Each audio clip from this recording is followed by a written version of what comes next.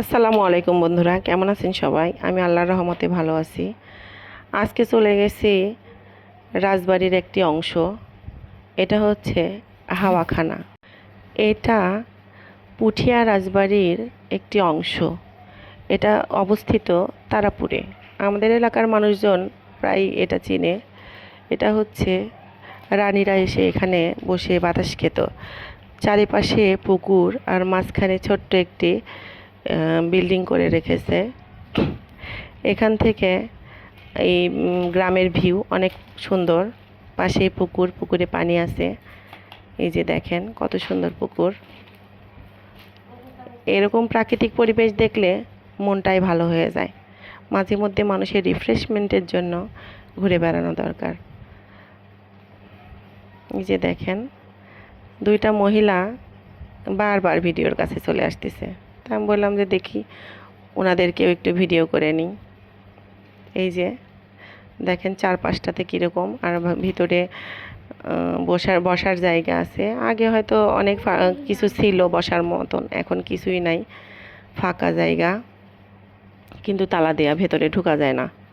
এই যে আমরা চারপাশটাতে ঘুরতেছি, দেখেন অনেক সুন্দর। বাড়ির আশেপাশে গেলে, রাজবাড়ি দেখলে, ঘুরলে নিজেকে রানী মনে হয়, যে মনে হয় আমিই রানী, এখানে ঘুরছি, বেড়াচ্ছি, মজা করতেছি নিজের মতন করে। এই যে দেখেন কি সুন্দর বিল্ডিংটা, পুরাতন আমলের বিল্ডিং।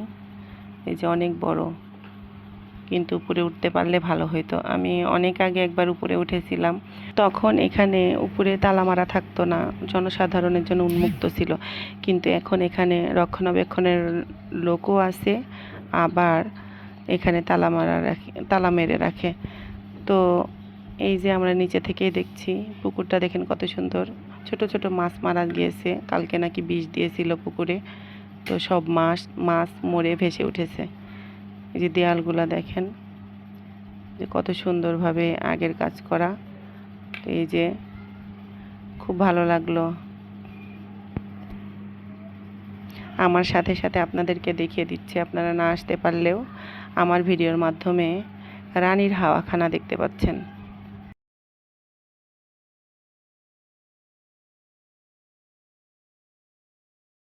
চারিদিকে পানি আর মাঝখানে বসার জায়গা, ব্যাপারটা কিন্তু মজার। তখন তো রানী একা আসতো না, অনেক সৈন্য সামন্ত নিয়ে হয়তো ঘুরতো, তো সেটার মজা অবশ্য আলাদা। আমরা এই যে একা একাই ঘুরছি, আমাদের কোনো সৈন্য সামন্ত নাই, কিছু নাই। সবাই ভালো থাকবেন, আল্লাহ হাফেজ।